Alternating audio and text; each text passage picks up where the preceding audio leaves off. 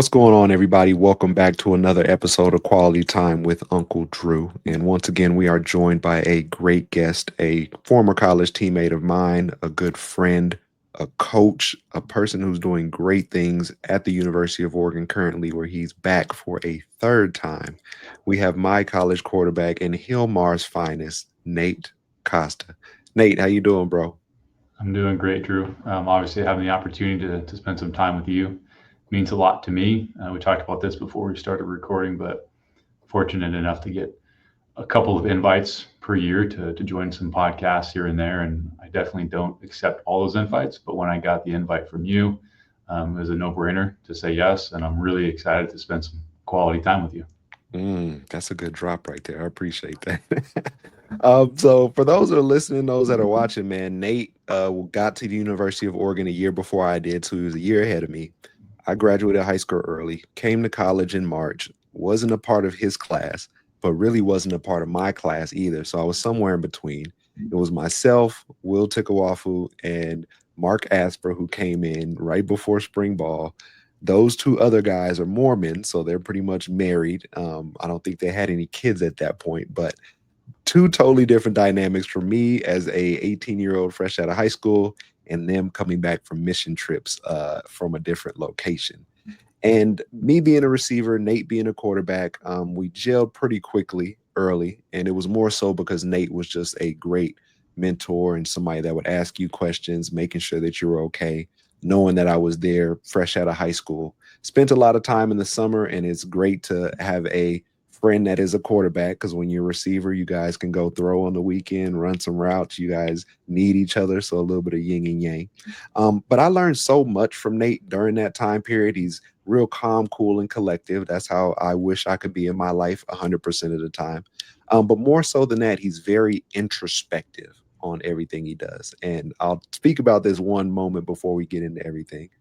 And I remember there was one year, I think it was the beginning of the year, and we're riding around in your Pontiac. You had a Pontiac, right? I sure did. I remember. Had a Pontiac. We're riding around in there. It's the beginning of the year. And I turn and I say, hey, Nate, what kind of New Year's resolutions did you make this year? You kind of looked at me and like smirked, and you were like, come on, man. You were like, yeah, I don't really make New Year's resolutions. And I was like, why not? And you said one of the most powerful things that I carry with me today.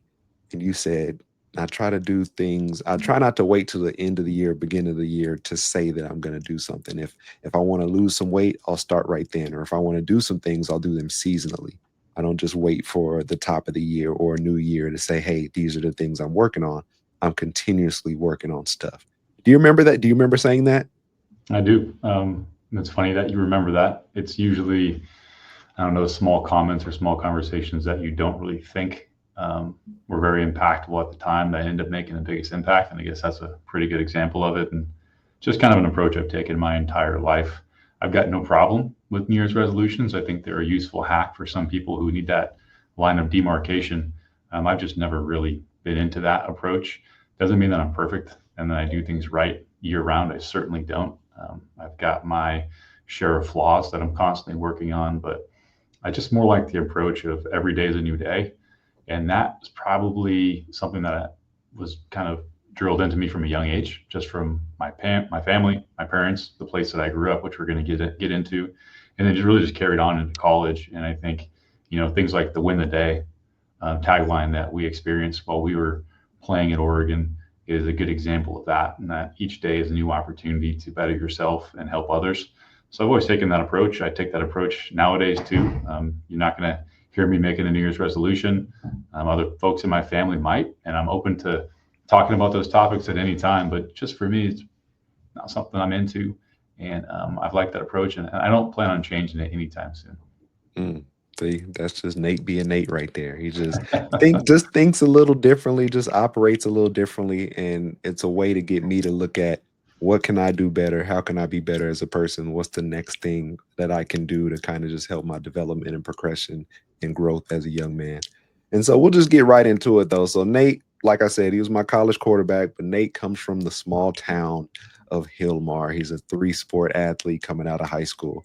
What was it like growing up in small town Hillmar, California? Incredible experience, to be honest with you. having kind of moved around this country of ours a few times and having lived in small towns, college towns like Eugene that we're currently in, and even big cities like Los Angeles, I've kind of run the gamut and I've gotten the full spectrum on things. And each place has its own pros and cons. But for me to have the opportunity to be honestly to win the lottery, to grow up and live in a place like Hillmar, um, it defined who I am today and who I kind of continue to be in my life and really set me on the right trajectory. And Hillmar is not a perfect place. It probably has, I think, 3 stoplights. They do have a McDonald's. It's about 5,000 people. And I think the last ratio I heard of the cow to human ratio was like 10 to 1. So you can imagine what it typically smells like, especially on a hot summer day in the valley. But it's a really blue collar town. Folks that are there are usually working in the agricultural business or have other some type of blue collar professional pursuit that they're doing. So there's obviously a work ethic that kind of comes along with that. There's a character building aspect. It's very tight knit to the point where some people think it's too tight knit because everyone's in your business all the time. I actually always liked that aspect of it. I felt like people cared about you. They would let you know that they cared about you. They would also let you know when you did something wrong, and they weren't afraid to kind of speak their mind. So for me, it was a wonderful place to grow up, and part of that's because of my family. So I've got two wonderful parents that I still talk to every single day of my life. It was a thing for for us to grow up, my brothers and sisters, for us to grow up in a smaller town that had that tight knit feel. And while we were limited to exposure to the outside world in some ways, I do think we kind of made up for it with just the interactions and the love that we felt within our family and around town. So it's not necessarily a place that I can do what I do professionally. So it's not like I'm going to be moving back to Hillmar anytime, but it's a wonderful place to visit when my wife and I bring our girls back to Hillmar because my wife is also from Hillmar.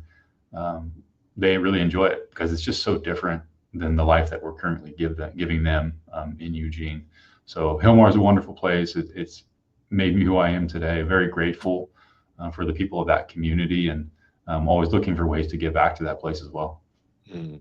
So you say cow to person ratio 10 to 1, 3 stoplights in the whole town. What is the black person ratio to stoplights in Hillmar? Unfortunately, Drew, I think that, and this is one of the downsides of living in a place like Hillmar, it's not a very diverse place, right? Now, there are ways to mitigate that. Obviously, we're only an hour and a half, 2 hours away from Oakland and San Francisco, only 4 hours away from Los Angeles. So some of the bigger metropolitan areas that have better ethnic diversity, we would get those exposures growing up, but not on a daily basis. And I think that was one of the downsides of living there. So that's a roundabout way of saying that there were no African American individuals in Hillmar. I should have answered that directly, but I mean that was really the case. And we had a few families that would move in from time to time, but they didn't seem to stay along for very long, and maybe they just didn't feel comfortable there. To be honest with you, I don't really know that what the exact answer is there, but that's definitely a downside of being in a place like Hillmar is you just don't have the access to that ethnic diversity that I think we all need. Yeah. No, I just had to ask. It was funny. I was thinking, and you're like, you think about a small town like that, 3 stoplights, agricultural type town. And I know that you can take a joke. So you're like, oh, let me explain this the politically Right. correct way by saying there are none, but which is Nate at his finest. And so you Yeah. go from the small town of Hillmar, and where were you choosing from to go to college before you chose the University of Oregon? Yeah. I wasn't as highly recruited as you were, that's for sure. I didn't have, my pick of the entire nation to go to, but I ended up with some solid choices. I believe I ended up with five full ride offers. So I had Oregon, obviously. I had the University of Iowa, the Hawkeyes, which was really cool and was really high on my list. University of Utah. I had Boise State University, and then I had Colorado State. So I had kind of a mix, Mountain West, a little bit of Pac-10, and a little bit of the former Big Ten, which is what Iowa was in and currently is in. So those are my options. It really stood out to me. Iowa, I really liked Iowa, which is probably a strange thing to say, but I always felt that if you're going to Iowa and you're the quarterback at Iowa, you're probably like number 3 or number 4 on the list of most important people in the state. I think it's the governor, and then it's the head coach of Iowa football, and then to me it was probably the quarterback of Iowa football. So that's my ego talking, but I always thought that would be a cool place to go play ball. Visited there, loved it, all that kind of good stuff. But obviously, for reasons that I cannot explain, I ended up at the University of Oregon wearing the green and yellow, playing ball with my boy Drew Davis. I think that's so funny. So you talk about, not knowing what took you to Oregon. You talk about these schools, a pretty interesting array of schools, to be honest. You talked about going to Iowa, thinking in that thought process of like, hey, if I go here, I'm the man in the state.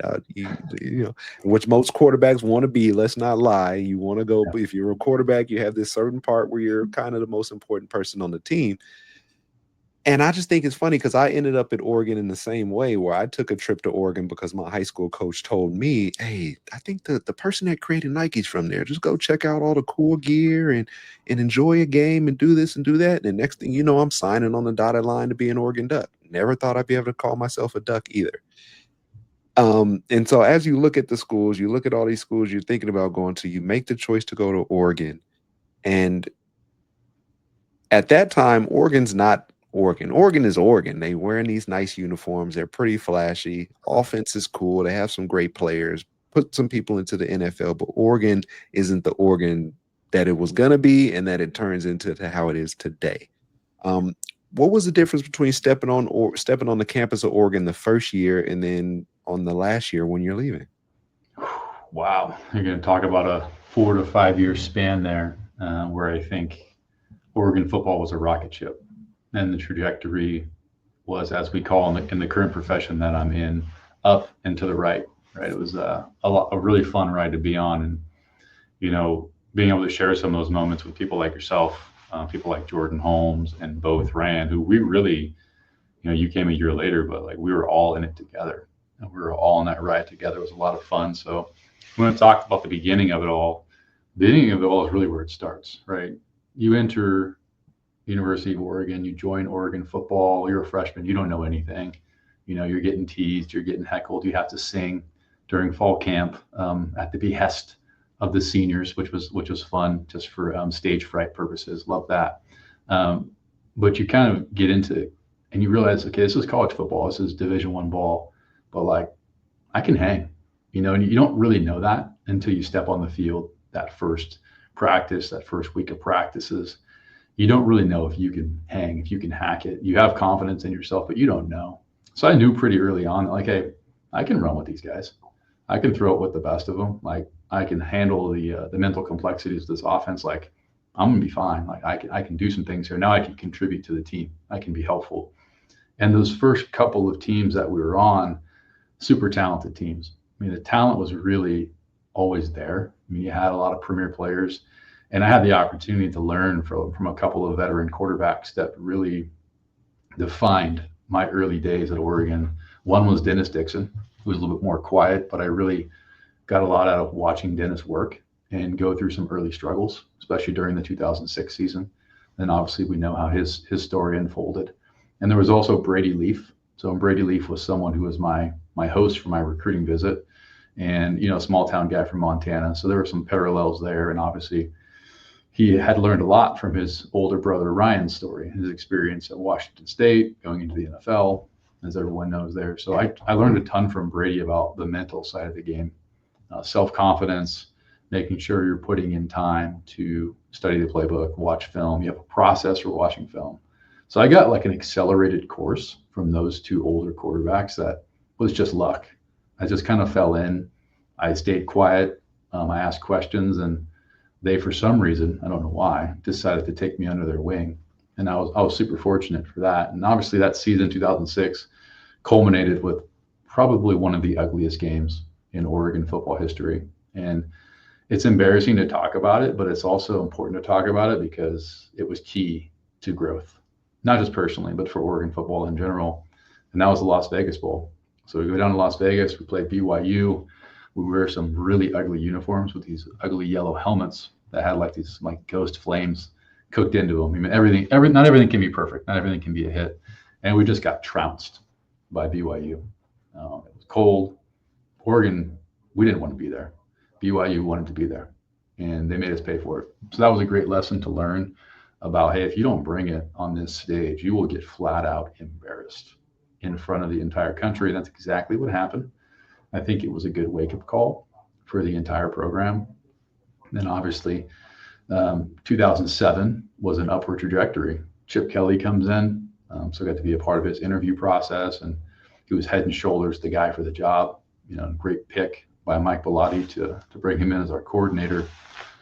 And that was another talented team that was on an upward trajectory. Obviously, injuries derailed that. Injuries to a lot of key players, including Dennis, including myself, and obviously Drew. That's when you came in and you had an immediate impact. So I honestly would love to get your thoughts, because you're a true freshman, 2007. You talked about being an early enrollee, and you kind of glossed over it, but you talked about you, Mark Asper, and Will Tukuafu.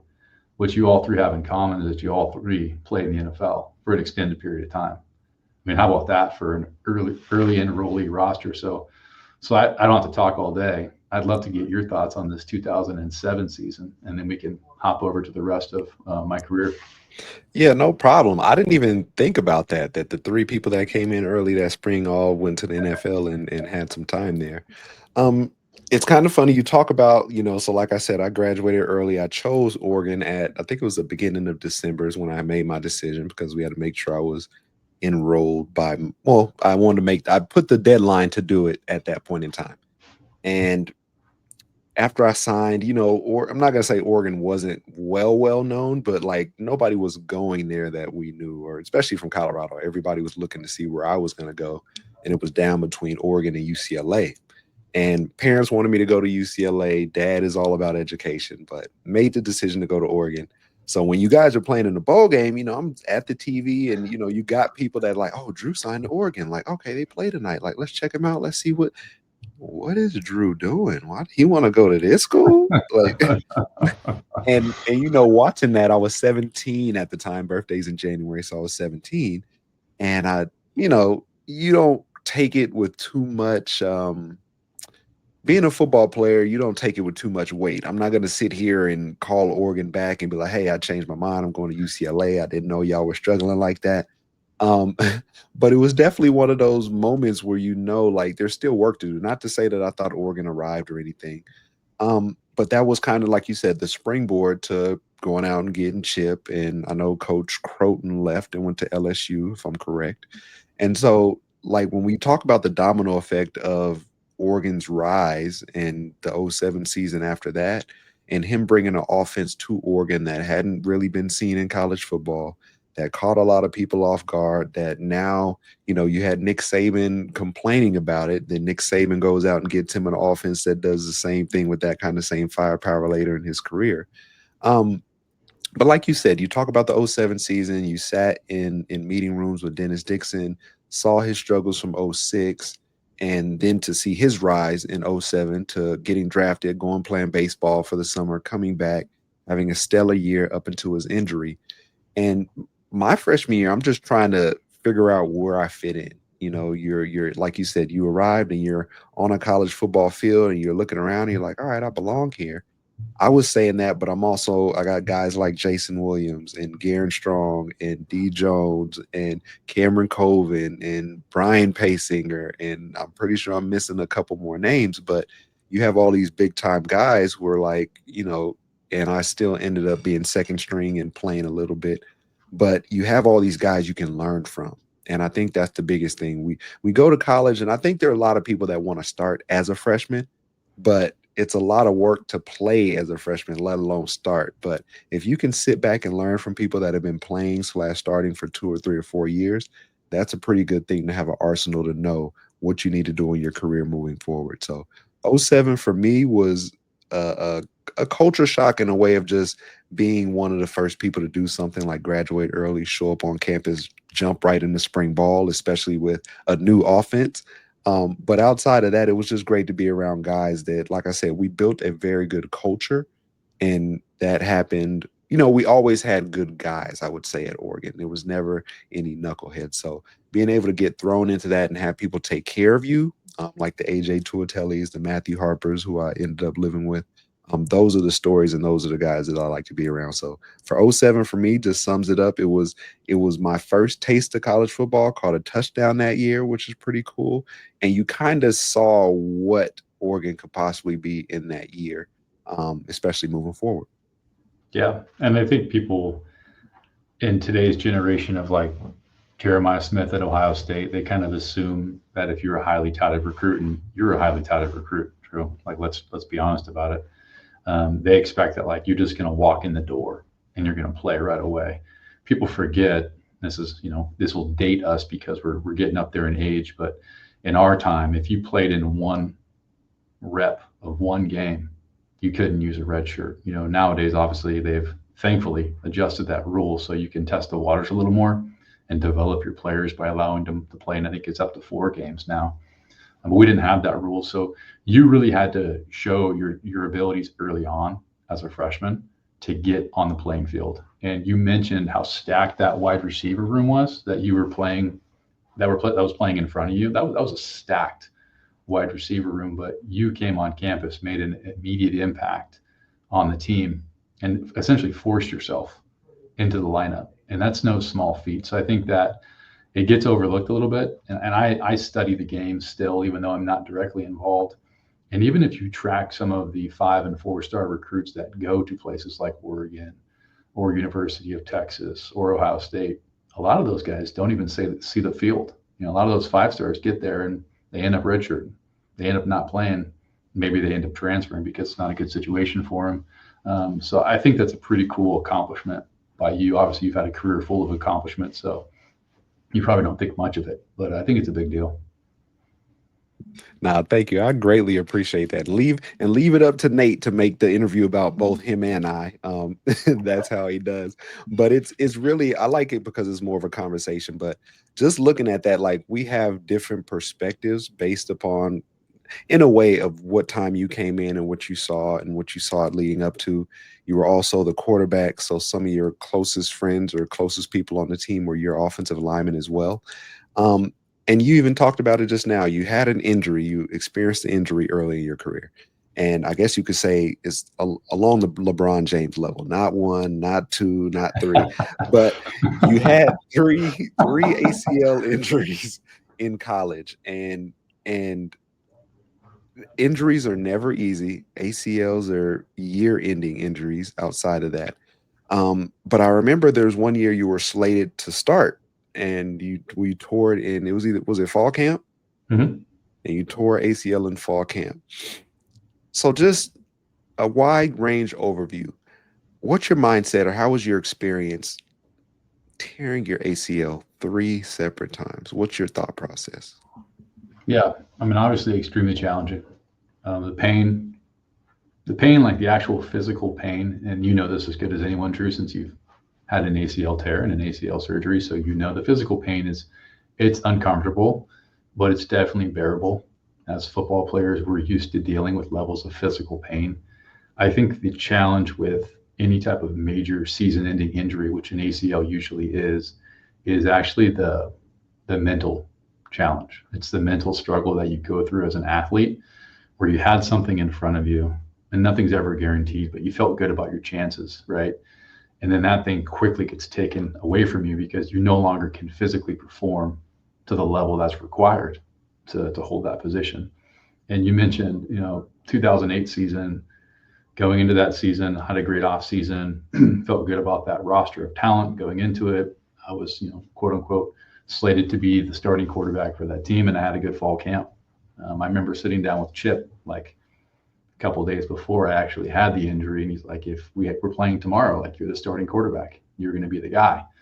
That was his way of essentially showing me confidence and trying to show his confidence in me, and also build some self confidence in myself because I was still a young quarterback. So I had kind of achieved, quote unquote, that goal of being a starter at the Division I level, and then a few days later in a practice, non-contact, just scrambling downfield, I tear my ACL. So those are the I don't know, just the level of adversity that you experience when you have a season ending and what could potentially be a career ending injury. It always comes down to the mental side of it and how you deal with it, because it crushes you. It really reaches down into your soul and just crushes you, and you feel very alone.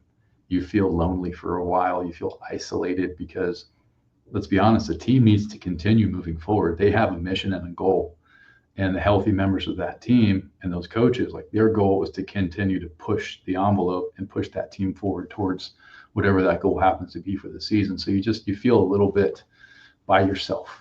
And that's definitely part of the challenge. And I think a person that is in a similar situation can go to a very dark place very fast. And I'm very interested to get your perspective on this once I stop, taking all the air out of the room. But for me, the way that I was able to overcome it 3 times was support. And at Oregon at that time, and it's still that way that today, tremendous support there. And it's not just the coaches, it's mainly your teammates. It's mainly the guys that you go to battle with every single day. To use battle as a metaphor, it's people like you, people like Jordan Holmes, people like both Ran, who actually I live with those two dudes, that are just there for you in a non-football, non-athletic way, and they're just there to show you that they love you. Because in the end, like, that's what it is. The feeling that we all have for each other, and the reason why you and I are doing this podcast is because we love each other, right? I know we don't say it very often because we're guys and we don't have emotions that way, but I think that's what helps you get through those hard times, is having that support. And I've always been fortunate to have a strong support network, which extends to Chief and Kim, the athletic trainers at the time for us at Oregon football. And that's what allowed me to go to dip into this valley of doom and gloom and then come out the other side. And then, of course, it happened again.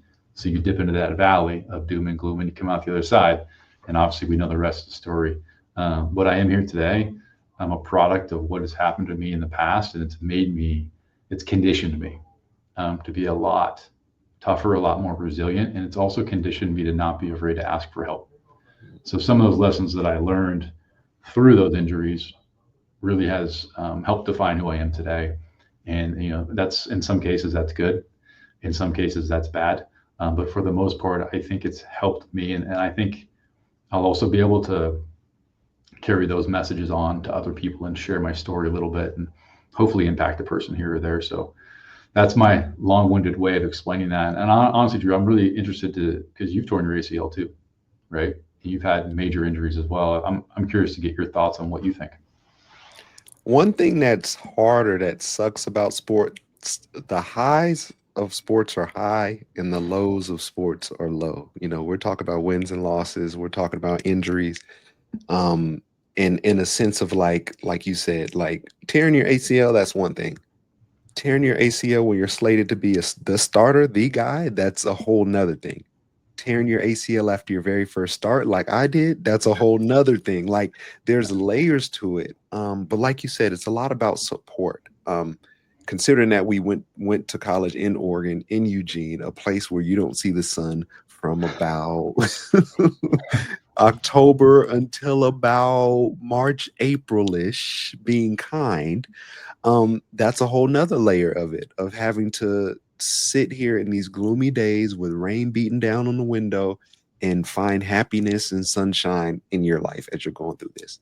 But I agree with you 100%. It's a lot about support. Shout out Kim, Trav, Heather, Chief, the people who, and nobody really talks about the trainers a lot. And they're probably the people that spend the most time with the players outside of the strength and conditioning staff.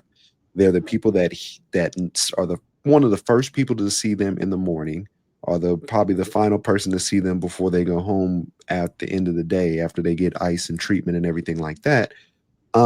But these are the people that have seen pretty much every injury you could possibly see, and they've seen people return from injury and be okay.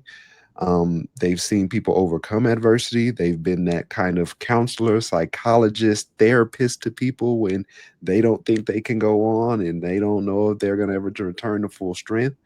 But facing an injury and coming out on the other side, it's so the feeling I can't 100% describe, but like just knowing where you were, let's say post surgery, a year after where you were, It's that helpless feeling because, well, helpless feeling in terms of you tear your ACL, you go from being 100% efficient to doing everything on your own and driving and doing this to now you can't even drive home after surgery. You got to have somebody drive you in to get treatment on your knee for the next week or so.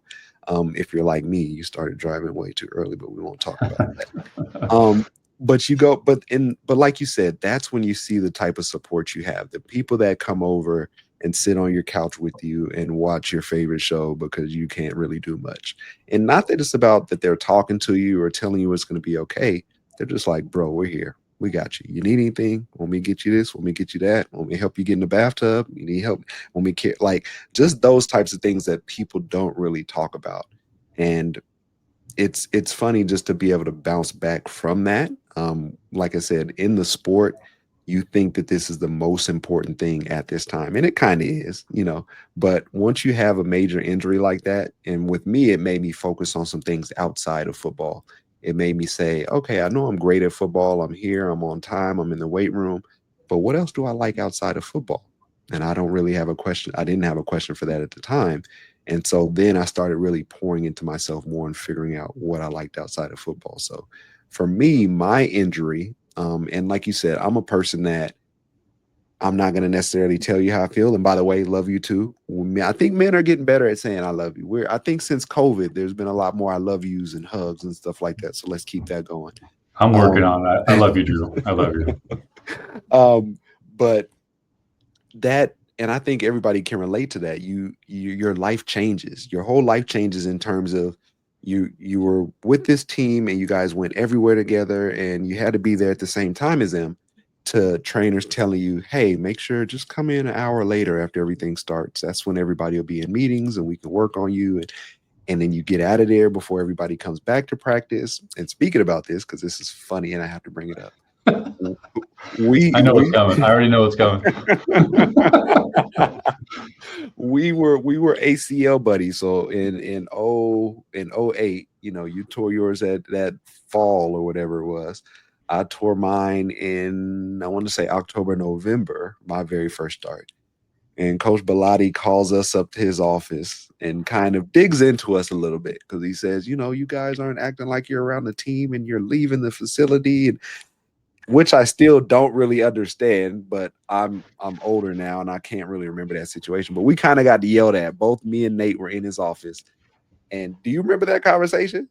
I certainly do. I absolutely do. There's not a lot of conversations directly with coaches that you end up like fully remembering, but that one I vividly remember there in his corner office in the Casanova Center. And I know that you and I have joked about this conversation a couple of times, but honestly, if you think back on it, right, you think about some of the perspective that it gives you, like, had a good point. And I don't think he would have had that conversation with just anyone on the team.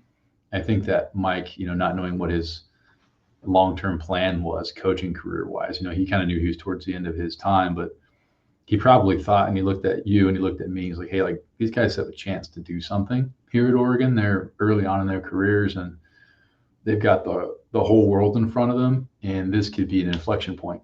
And I think he was trying to make a point, and he wasn't trying to make a point to the team. He was trying to make a point to us specifically about staying connected to that team and that core unit. And it comes back to what you mentioned and what I mentioned about that support system. I think he knew that we needed that support system around us to get the most out of us, but also he also saw what the future could look like for us, and he probably wanted us to continue to be ingratiated in the culture of the team. And probably was a hard pill to swallow at the time because I'm probably 20, you're maybe 19 or maybe close to that, and at that point in life, like no one can tell you nothing. You're always right. You don't have a fully developed frontal lobe, so your decision making is not great. Let's be honest. Um, but in retrospect, like I think it was a great gift for Mike to have that conversation with us. It was. I agree. Looking back on it, and that's if you can't take something out of every conversation or interaction, whether if it's good or bad, If you just walk away saying this person is 100% wrong, I don't know what the heck they talking about. Self-awareness is sexy. Self-awareness is a good thing. We're always, as football players, you always have coaches telling you what you can get better at. But if you ever have a coach that say, "Hey, man, everything's perfect. Don't change anything. You're great. You're gonna be a great player for the rest of your life," you should stop playing sports at that point because it's not going to go that way. But considering we went up there and had this meeting with Coach Bellotti and had to really think about it, like you said, you take away from that don't disconnect from this team, and I think also that I think they saw some young leadership in there too, where it's like other people are looking at us for cues. And so leaving this that so ACLs, couple ACL injuries for you. You bounce back from adversity. You missed the chance on being a starter, pretty much for the rest of your career, but you are a Mhm. very great backup. You're a person that the team, your fan favorite, you're a team favorite. Everybody loves Nate. You tear your ACL again senior year, but you do something outstanding. You hope that we can play as long as we do, and maybe you might just be able to play the last game. Talk a little bit about that. Yeah, obviously a lot of ups and downs in the career. Never was a full season starter. Got to start one game at UCLA, which was a lot of fun. We ended up getting a win down there in the Rose Bowl. Memory I'll never forget. Obviously had a small roles here and there as a backup, contributed on special teams. So just honestly, I was just finding a way to help the team, and that was something that was baked into me from a young age. It's just maybe you're going to be the guy, maybe you're not going to be the guy, but it doesn't matter. Football's a team game. Best team wins, not the best individual. So I just wanted to find a way to contribute, and I think I did that for the most part in my career. Sometimes that was on the field, sometimes it was even off the field. You and I are great examples of that. Senior year, 2010, I think it's the best football team, best team that I've ever been a part of. And I was a player, so I didn't have the coach's perspective yet. We'll probably get into that later. But if you think about the individuals that we had on the team, I mean, it was a talented roster. There ended up being quite a few NFL players that were underclassmen, but there in that senior class there was only one player that was drafted into the NFL. That was Casey Matthews, and obviously you go free agent, you stick around in the league for a long time, which is great. But we didn't have a lot of talent on the team that NFL scouts were salivating at yet. And what we accomplished as a team to have an undefeated regular season, to win the league title, and to play for a national championship, which is something that Oregon's only done twice in its entire history, just incredible. So it was an incredible team to be a part of. And you knew it came down to the sum of the parts, right? That's what it was all about. It was all about the culture we had built over time together. And I ended up tearing my ACL towards the end of that 2010 season versus Washington. It was completely my fault. I dropped the PAT snap, tried to make a play happen. I should have caught the snap, number one.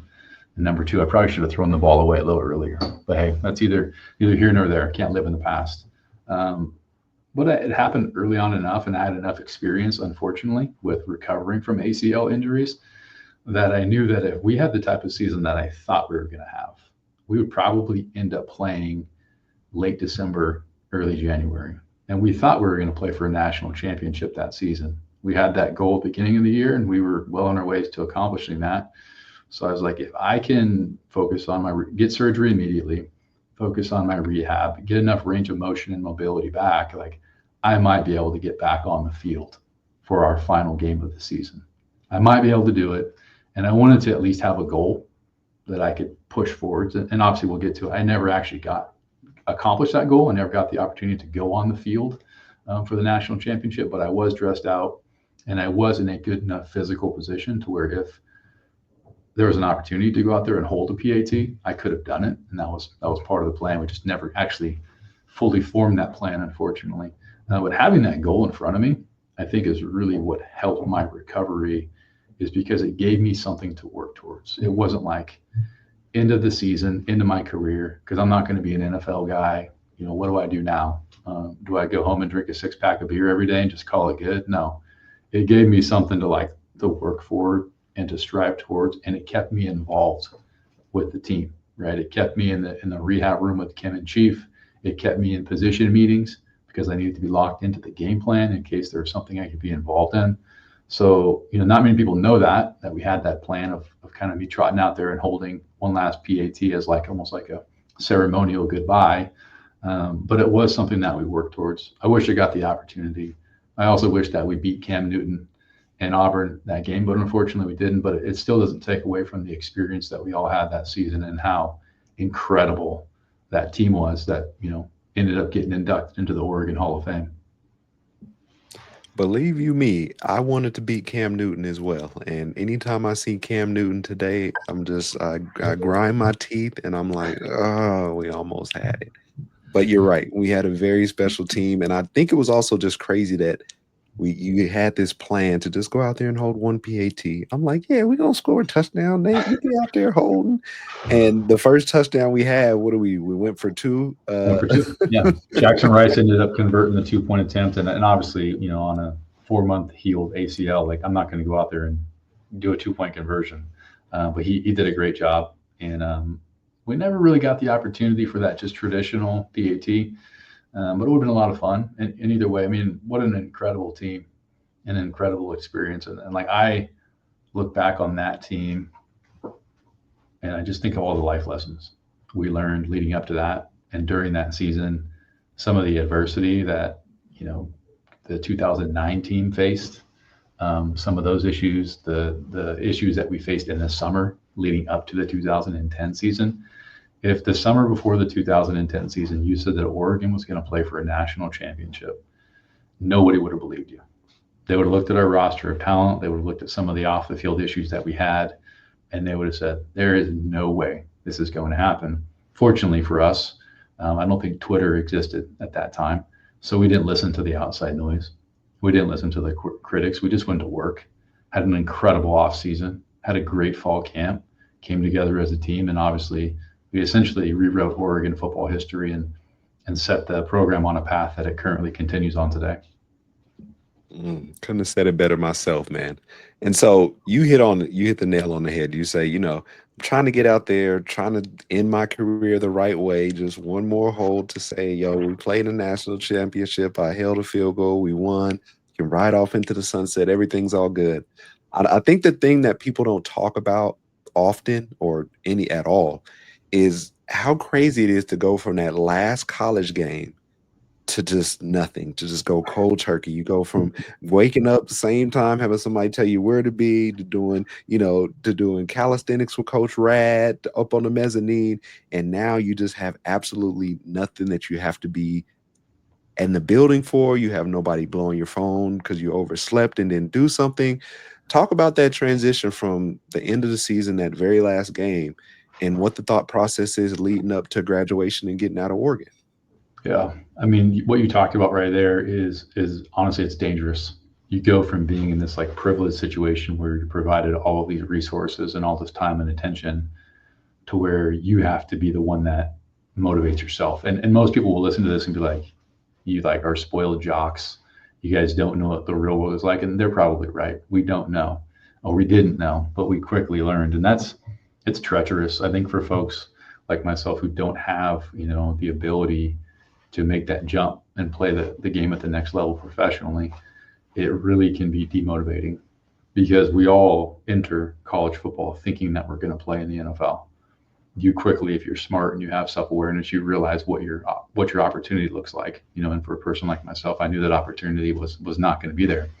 So you have some time to prepare yourself, but it hits you like a ton of bricks. And the biggest thing is the time management, the scheduling.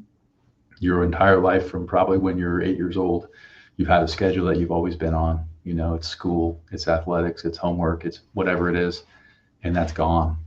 And you are floating in the abyss by yourself. But I think the thing that I was fortunate to have is I've always been attracted to structure. And this goes back to Howard White. I'm not sure if he's still with Jordan Brand, but he came and he talked to us. I think it was before the 2010 season. And he talked about habits, discipline, and structure. And the reason why those three things are important to me is not because Howard said it. It's just because it's just part of who I am. So I was able to carry over many of those habits and that structure from Oregon football to my everyday life, and they honestly propel me today. After that 2010 season ends, I still stayed up on my workouts, and obviously I was choosing to go into a career field where being physically fit would be advantageous and honestly would keep you safe. So there was a motivation to do it there, but I just feel like there is an important piece of having a set wake up time, having a set go to bed time, and I'm going to sound like an old man, but it's just how I approach things. And I honestly, I carried over a lot of what Coach Rad taught us in the weight room and on the conditioning field. I don't do pillar three, and that's an Oregon football inside joke. I don't do pillar three every day, but I do a lot. I did a lot of the Coach Rad stuff, even when I was done playing. And I do a lot of that stuff today. I know it's really fun to say, but like I don't mess around without doing a dynamic warm up. And I think it's critical to physical fitness and longevity. So I was able to carry over some of those lessons, but I have to be honest. Like there are days where it was really hard, and I can think back of like, okay, my alarm said wake up at 6:30. I look at that thing like, nah, I'm not waking up at 6:30 because I don't have to. But then I would always feel really guilty. I always felt bad that I did not uphold that standard that I wanted to that I wanted myself to follow. So fortunately, I was able to have more positive days than negative days, and I came out the other side somewhat of a fully formed adult male. So very happy that I got to experience that and kind of be by myself in that way and just figure it out by myself, because that's what life many times comes down to, is those moments when you're by yourself, no one's looking, got to do the right thing. You don't always do, but as long as you do the right thing more times than you don't, you'll be okay. Yeah. Shout out to Howard White, who is, I want to say, the either the president or VP, vice president of the Jordan brand. You'll see him in The Last Dance, being next to Michael in a couple of the clips. Shout out to Mandy, his daughter ran track at the University of Oregon. He came and Yes. talked to us, and the thing I took away from that, he asked us about, you like you said, habits, discipline, and structure. And one of the things he talked about, he said, "What is the first thing you guys do when you wake up?" And some people are like, "Oh, I grab my phone, I hit the alarm clock, I brush my teeth or whatever." And he said, the first thing you need to do when you wake up in the morning is make your bed. He said, you pretty much set the tone for what the day is going to be like. So you've already accomplished something before you even get out of the house. And I was like, man, that's powerful. And so since then, that's the first thing I do when I wake up. Not at a hotel, because, that's when you're on vacation and chilling and stuff. But when I'm at home, I get up and I make that bed, and it's made when I come back. So anybody that's watching or listening out there, make your bed every day. Like that's the first thing you can do to get going on the right foot to accomplish something before you even head out the door. And you're right about that, man. Like being student athletes, like you said, you have somebody telling us where to go, what to do. We were surprised when we had gaps in our schedule. You know what I mean? When there was like, hold on, we're supposed to be somewhere right now. Like I'm sure of it. Like we wouldn't have a break during this time. Um, but keeping that in your life, and it's helped you be the man you are today, just because like you said, that's what your total makeup is habits, discipline, and structure. And I think with habits, discipline, and structure, it becomes, like I said, you've already always operated at a high level, and you were doing like internships and stuff like that when we were in school. um and I always I really like that about you, because I was just like, man, Nate's gonna be okay when we get done here. Like, I don't know what he's gonna do, but he was dibbling and dabbling and everything, ride-alongs, Billy McKnight workouts and stuff like that. We both worked for a guy named Billy McKnight who was awesome, and we were able to train kids and get paid for it in the summer, all legal. So don't be Yep. calling the NTA on us, all legal. Um, but what was your reason? Like, I think you knew pretty early on, like, yo, I have life after this sport, and I got some things I'm trying to figure out. So it more so seemed like you were dabbling and trying to figure out what career path you thought was right for you. Is that correct? Yeah, I was. I guess I was taking the Tim Ferriss approach before Tim Ferriss was even popular, and this honestly comes back to what your high school coach told you about Oregon and Phil Knight and Nike. You realize when you come to Oregon, and not everyone takes advantage of this, and honestly, it's very sad when guys don't. I saw that when we were playing, and I see that today with this current roster that Oregon has. Some guys just don't take advantage of the network. They don't realize how tremendous this Oregon network is, not just in Eugene, not just in Portland, over the entire West Coast, over the entire country, and international in some ways. And there's something about like, you know, spilling your blood for Oregon football that people around the program want to help you. They want to be involved in your life. I guess they just want to be a part of your story, or they just want to give back to you. I'm not sure exactly what motivates them, but I knew that I was going to take advantage of every opportunity that I had to grow that network. And there were many things that I tried that I didn't end up loving, that I stopped doing, you know, and I kind of set aside. But there are a lot of things that I did that I really enjoyed. You know, for the folks that don't know, I was initially interested in being a federal law enforcement officer post football playing career, you know, FBI, things like that. So I did a little internship with the local police department just to get a feel for law enforcement lifestyle and what that looks like. You mentioned Billy McKnight and his group called Champs Workouts. That was probably my first foray into coaching. And we were working with, you know, typically middle schoolers, you know, sometimes elementary school kids on speed and agility and some of the finer details of playing quarterback, or for your example, finer details of playing wide receiver. And that was where I first got my first taste of coaching, which obviously was something I have pursued in my post playing days and will continue to pursue as long as there's opportunities in that world. So it was big for me just to tap into the network, and that goes beyond opportunities in career fields and into people. I think the Oregon network is tremendous, and all you have to do is reach out and ask, you know, send a thank you note, and people remember that kind of stuff because it's not too common nowadays. I think about some of the relationships I have. Pat Kilkenny, right? Pat Kilkenny is someone you and I know and are close to. He was the athletic director at Oregon when we were playing there, and was extremely professionally successful, and it continues to be extremely professionally successful today. He's my biggest mentor in life outside of my father. I talk to him almost every week. If I'm ever going to make a big career decision, I am going to call Pat and I'm going to bounce it off of him, because not only is he going to listen and, you know, help me make the decision that's best for me and my family, but he's going to provide tremendous perspective. You know, that extends to Phil Knight, right? And I don't talk to Phil Knight every week, but he's someone that I connected with and look up to. It's Ed Miletus, the Pape family, you know, it's even my current boss, Paul Weinhold, who is someone that I met during my playing days and I was able to stay connected with. And he continues to be a mentor as my boss at my current job. So I think that some people don't take advantage of that. I wasn't going to be that guy. And I know that you were the same. Like, you took full advantage of the Oregon network and you continue to.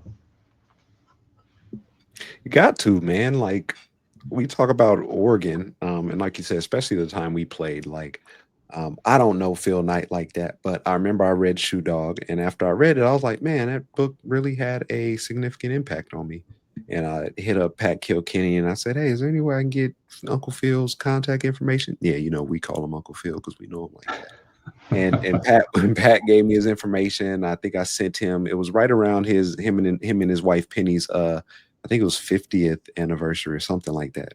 And just sent him a card. And I don't know what you get Phil Knight as a as a present or anything. I think I sent him a gift card for Jamba Juice. And How but the, cool is that? but the crazy thing was, like, he wrote me back. And you know what I mean? And that's what we talk about, the Oregon connection and being able to reach out to people, but more so, like you said, ask for help, or just letting somebody know, like, hey, happy anniversary to you guys. Like, it was just a small thing. I didn't expect any reply or response, but yet he gave it to me. And that's something I'll probably get that letter frame that he sent back, because it's, you know, who else has a letter from Phil Knight that they can just sit here and rant and rave about? But you talk about the networking, you talk about working at Oregon, you talk about doing things and finding out what you do want to do and what you don't want to do. And us working with Billy McKnight with Champ Workouts, that helped you figure out and find your love for coaching. So then you get into coaching and you have this stellar coaching career where you coach at Oregon, UCLA, Nevada, IMG, and you have a stellar career where you're working with some of the greatest athletes and the position that is most coveted that you played as well. What was your coaching journey like, or what was it like? What's it like to be a coach on the collegiate level? Yeah, incredible journey. I think, I don't know what your experience was, but you know, you go on and you play in the NFL. Obviously, didn't have that opportunity, and I felt like I wanted to disconnect from the game of football. You're so focused. It's your profession for the longest time, you know, from when you're a little kid until whenever that journey ends from you. So I had this like desire to just get away from it, right? Just get away from it for a while and try something different. And I did. But I had this like feeling in the back of my head, and maybe it was actually in my heart. I don't know, but it was like I missed it. I missed the competition. I missed the locker room camaraderie. I missed the physicality of the game. I don't know. I just missed a ton of stuff about that team dynamic. So I kind of felt myself getting slowly pulled back towards it. And then I had an opportunity to coach at the Division 1 level, and that's a rare opportunity that you get to just jump in at that top level. And that's once again the Oregon Network. I got to coach for Mark Helfrich starting in 2013 as a GA at Oregon. And it was a tremendous experience, because it was a continuation of the culture that we had helped build at Oregon. It had just taken that next step. They had even better facilities. They were recruiting even better players. The coaches were like everything was just like getting better and better and better. So it was really cool to leave for a couple of years, watch them grow, and then step in again and continue to be a part of that growth and maturation of the program. And obviously we had a lot of really good seasons there. I got to interact and coach probably the greatest Oregon player of all time in Marcus Mariota. And I could do a whole podcast on him and what makes him great, incredible traits on and off the field. But that was a great opportunity. And I chased that all over, my girlfriend at the time, Nadia, my now wife. We just made a decision that we're going to go on this wild ride together, knowing that coaching, if you want to try and get high level compensation and compete at a high level and grow and mature, like you're going to have to move. You're going to move around. Fortunately, we made that decision before we had kids. So we were able to do that. And the journey took us from Oregon to IMG Academy, where I was able to be an offensive coordinator at probably the most elite high school in the country, which is an incredible experience.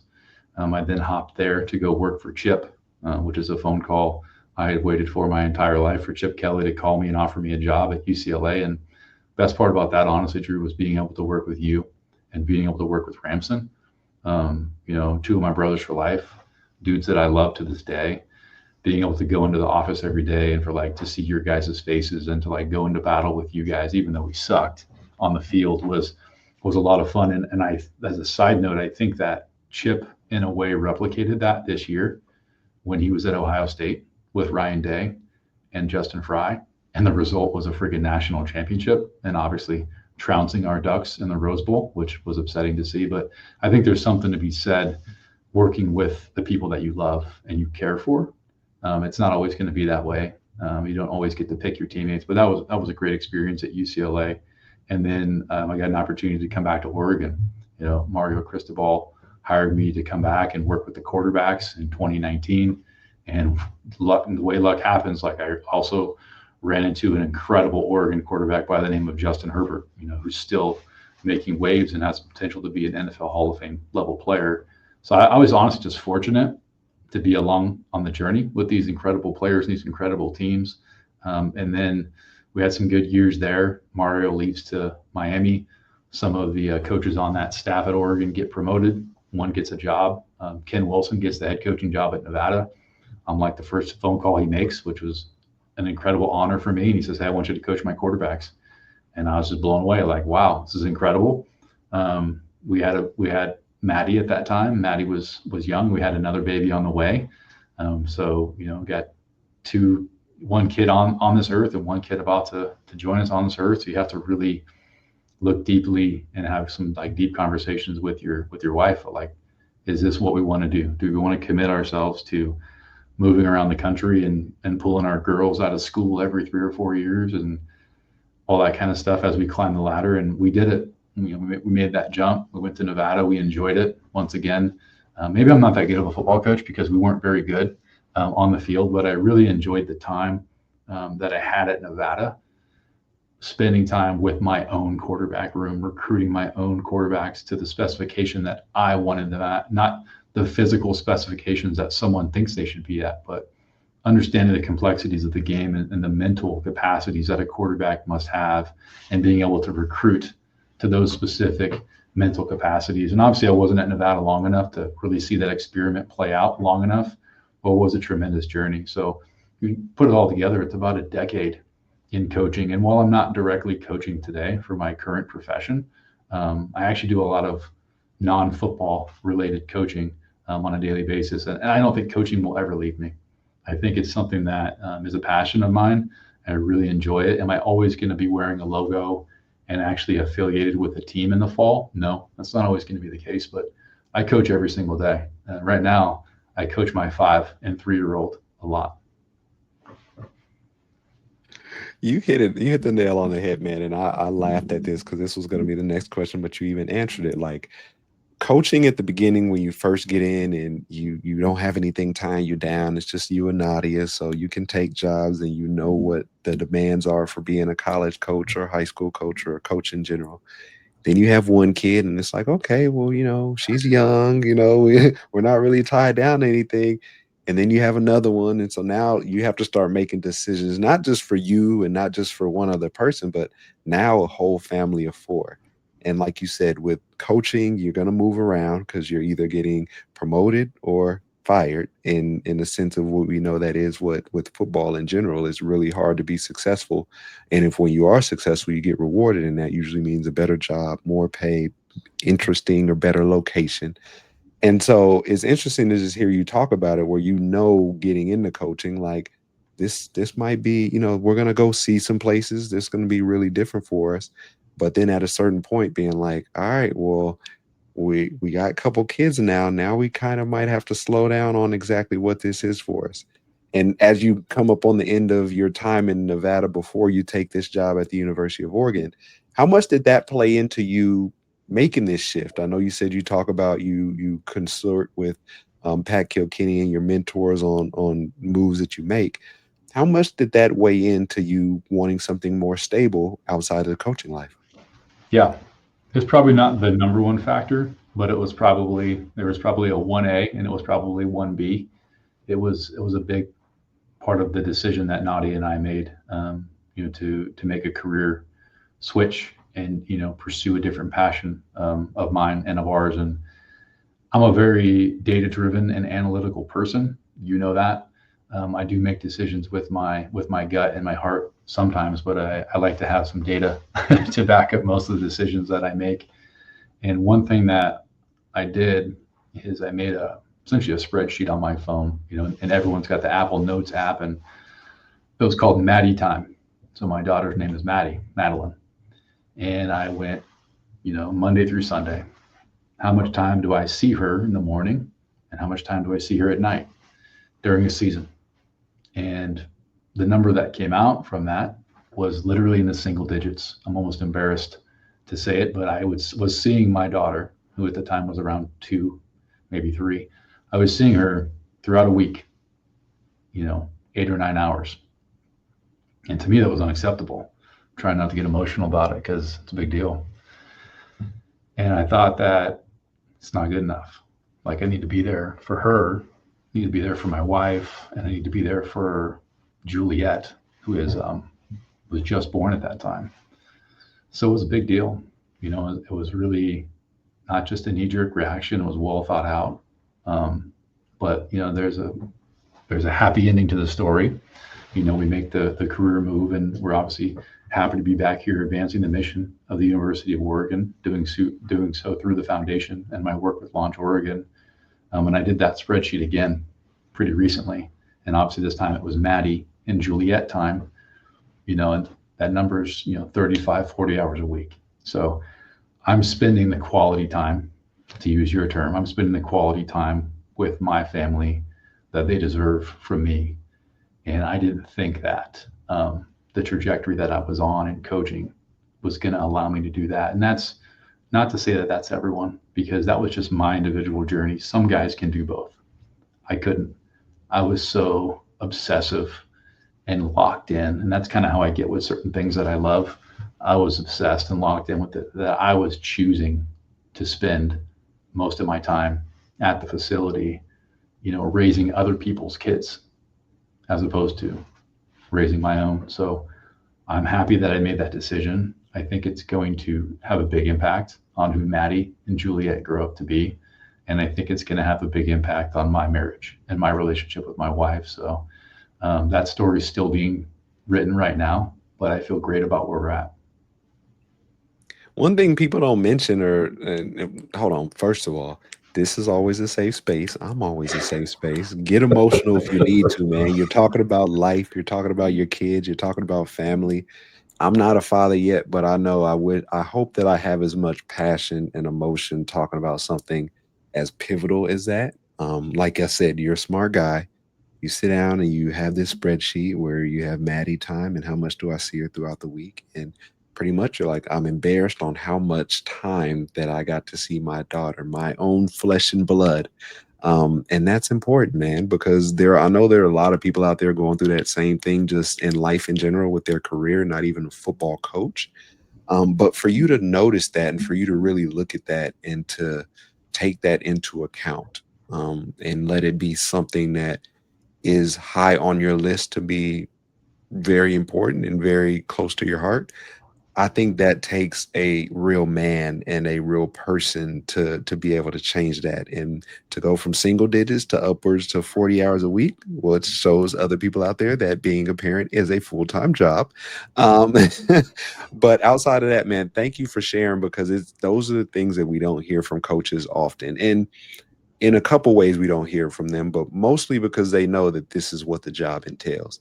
And I know a lot of people, whether if it's not the kids don't sign up for it, but the wife essentially does, who's one of the people that sacrifices the most by being the person that spends a lot more time with the kids, that is bringing them to the facility to sneak some time in to be around daddy in the office. So those are the types of stories and the types of things we don't hear. So thank you for being vulnerable, talking about that and telling us about that and really taking us inside those years of you coaching. And like you said, you're helping raise other people's kids. You're helping raise these 18 to 23 or 24 or now 30-year olds, with how much time they get in college.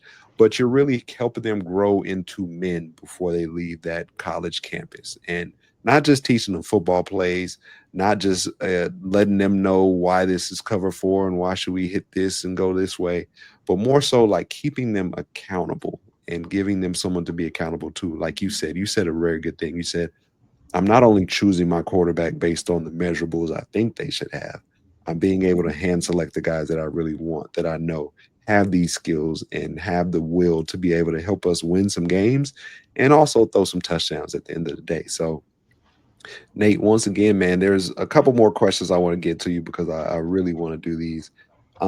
But outside, I appreciate your time. I appreciate your candidness. Um, when we talk about high performing, because we've always been student athletes, we've been athletes, now we're in careers doing a lot of the same things of being high performing. What does the phrase high performing mean to you? I love this question. I love the question because it's open ended. I don't know if I'm going to be able to answer it to your satisfaction. And I'm definitely going to ask you what your definition of high performance is once I talk for the next 5 minutes and wax poetic.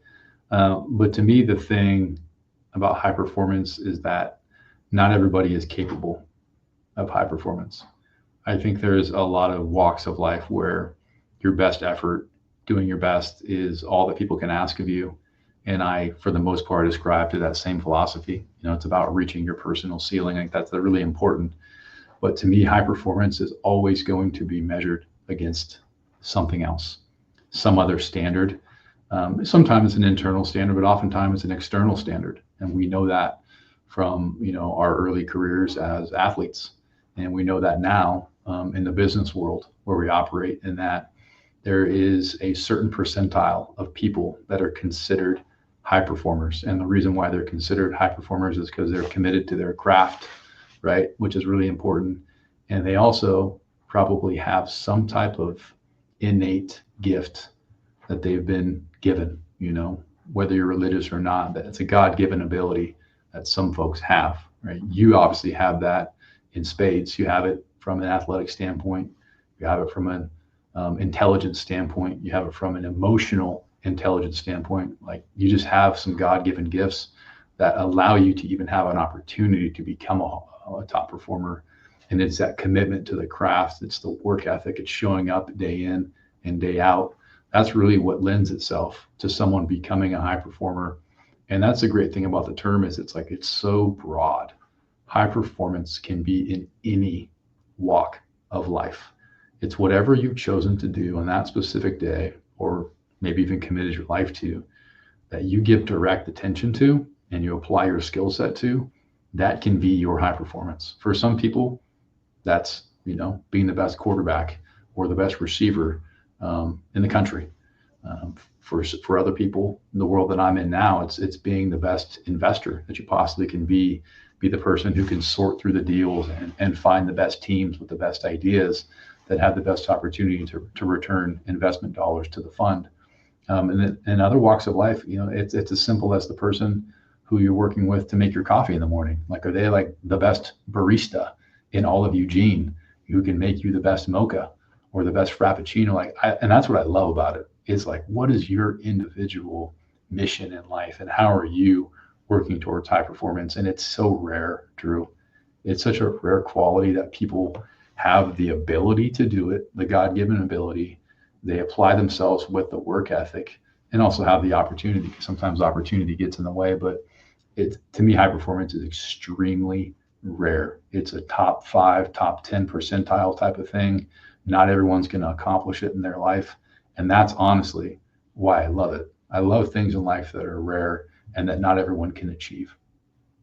So now I'd like for you to tell me what your definition of high performance is. Man, you kind of ran up on my stuff with the last little bit that you said, but it's important because I think when people hear high performing, they think about the athletes, they think about the entertainers, they think about the actors. I think about those guys or those people. But I also think about the people in walks of life that are high performing in places that many people just overlook. I think the fry cook at McDonald's is high performing when he's doing the lunchtime rush and there's 30 cars in the drive through and these fries ain't gonna cook themselves. And that's just one example. But like you said, it's a person that operates at a high level based upon the stress and the challenge that they're up against. And I think we look at sports and athletes like that because we see the people that it's a tie game and you need a defensive stop and then you need the offense or somebody to go down and score a bucket. Or you see this play that needs to be made at the goal line on, fourth and inches, but there's somebody that hops over the pile and tackles a person in the backfield. Like we see those, and those are the things that stick out on a bigger and a bigger stage, I guess you could say. But just knowing that athletes, like, we've seen that play tens of hundreds of times. We've had to make that play in practice. We've watched that on film this many times, and we've been running this 2-minute drill to go down and get a touchdown since April, or no, not April, since August. And here we are on November 26th, and this is the time with it that we need to make it happen. So high performing are people that show up in high stress situations and are able to get the best out of themselves while also getting the best out of others. And so that'll be my definition of just a high performing individual. Somebody that, I guess you can call it flow state a little bit, but somebody that makes the hard or difficult look, I'm not going to say easy, looks very manageable, I would say. Well, speaking of that, you just made that answer look easy. I'm gonna steal your definition. So my definition, I'm gonna put it in a box, and I'm gonna throw it away, and I'm just gonna steal your definition and use it going forward because that was really well said. So I appreciate that, man. Like I said, man, we always learning from each other, and that's one thing I've appreciated and respected about you. And I appreciate your time today, man. I always loft it and throw it up to my guests for any last words as we head out of here. Yeah, gratitude. To be honest with you, just very thankful to have the opportunity to speak with you. I know we've been playing text and phone tag back and forth. We probably don't talk to each other as much as we should or could, but we just did like an hour and a half together. And I have a feeling throughout the rest of my day, like it's going to carry me forward, and I'll be in a really positive and good mood just because getting able to share some airtime with you. Really excited about the journey that you're on and for making me a part of it. I've watched some of the content that you put out with Coach Heiberger, who's at IMG now, which is fun to see that connection. And I think what you're building is great. Like there is a need in the market for content like you're creating. It's not garbage. It's not fluff. Like this is like legitimate content that people can listen to or watch and just get something out of that's going to make their day better. And that's who you are, Drew. Like you're just a person who helps people get better. whatever walk of life that happens to be. I love you. I appreciate you, man, and it's good to share some time with you. Man, thank you, Nate. I love you too. I appreciate the kind words. And I'm sure we're going to catch up again soon. Once again, we've come to the end of another episode. That is Nate Costa, my former college teammate and a colleague while we were working in college football together. We'll see you guys next time. Thanks you for tuning in and continue to stop by and show love. We appreciate you.